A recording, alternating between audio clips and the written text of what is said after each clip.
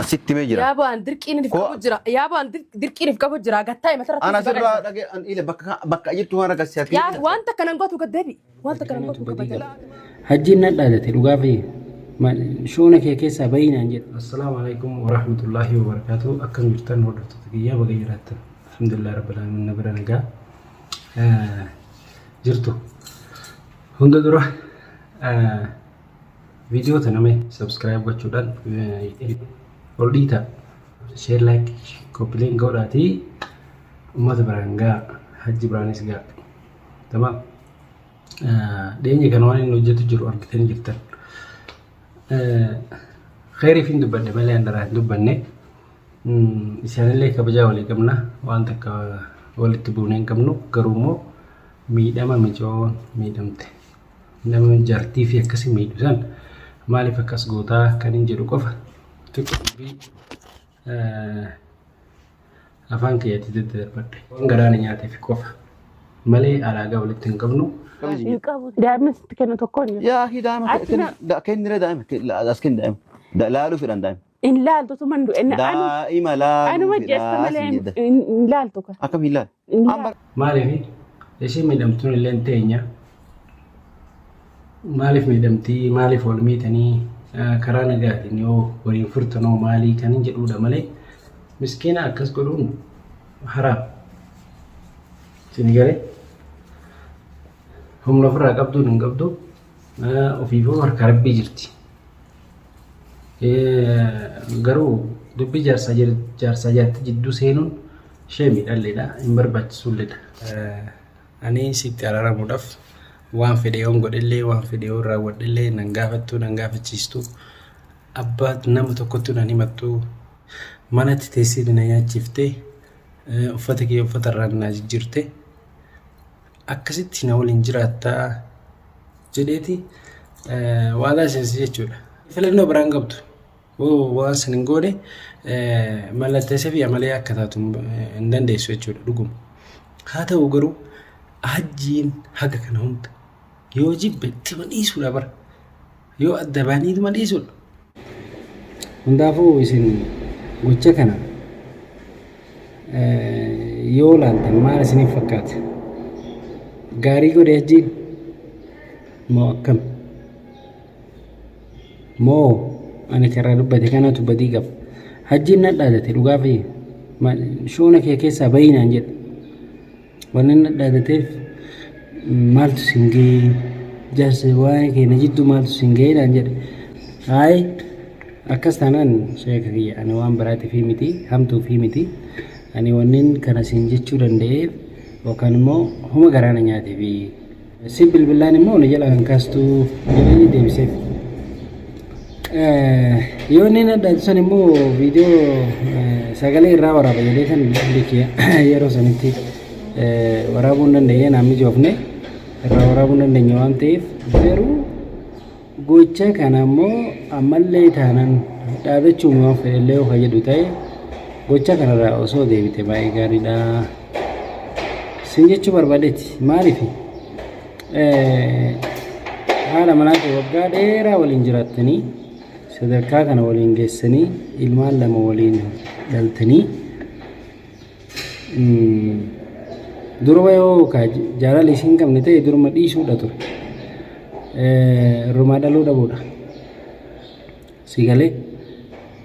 immoo guyyaa keessa haalli jireenyaa waan nama lolchisaa haa ta'u garuu haalli jireenyaa oo nama lolchiisellee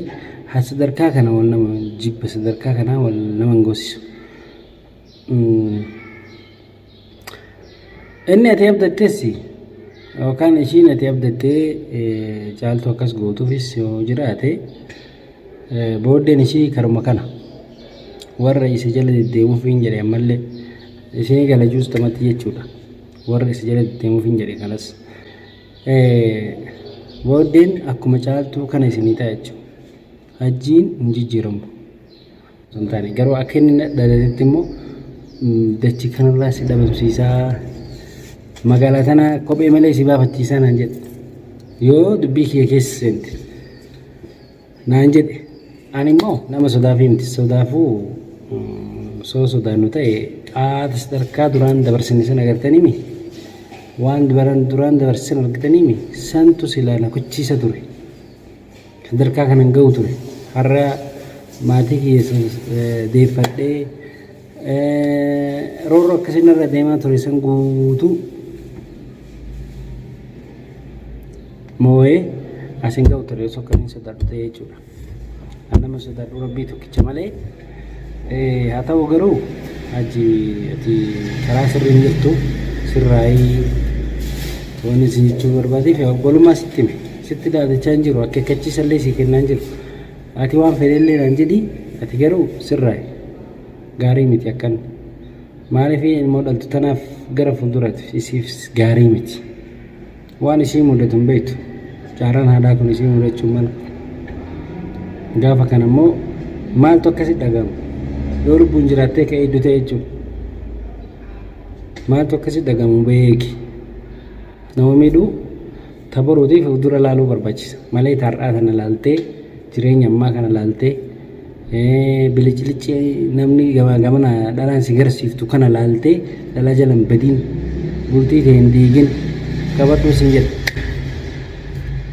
akka obbulummaatti sii dhaama sii galee kuni caaltuu yoo ta'es caaltuun kana durallee gorfamtee gorsee sadillee gorsee maal jedhee biraa hin dhageenye jechuudha isiin hin dhageenye akka gocha isiiti akka silaa namni gorsee dura itti himeetiin itti xiqqaata yoo haa ta'u garuu sirri miti nama harka rabbii jiru akkanatti miidhuun roorroo dhaggeessuun haadha ishee miidha dhaltee guyyaa 5tti yookaan 7 takkatti mana arabatti deebitee dalaydee masruufni asiin hir'ate asiin dabalee asiin hanqata hin hangalchuu situ kana hunda danda'a jedhee namni akkanatti yoo waan akkanaa kana dubartii irratti yoo akkanatti murtee akkanaa kana murteessu maal ka ofiiti yaani jireenya gara fuulduraatiif akkamitti bal'isee yaada jechuudha. Murtii akkanaa kana yoo murteessitu ofirra dhaabii murteessi yoo na ta'e hoo kan jirtu biyya namaati. Dalagaan yeroo ammaa kana keessatti dalagaanis argamaatu hin jirtu hin beeyta rakkoodha waan ta'eef kana baay'ee nama rakkisaa mee achi kee gamaa gamnaaf duuba deebi ilaala of cinaa asiif akkana lallaaliiti of hubadhu ishii of hubadhu waan itti jirtu kanarraa of deebi'ee sin jedha obboleessi kiyya viidiyoo talaba biraan ba'u Kamilas ta'ee siifi Kamilaa jidduu soon jirus ta'ee itti deemna sana itti deemna amma garuu harkaa nama qabdu baay'ee ulfaattu tajaajilu kanatti ulfaata akka malee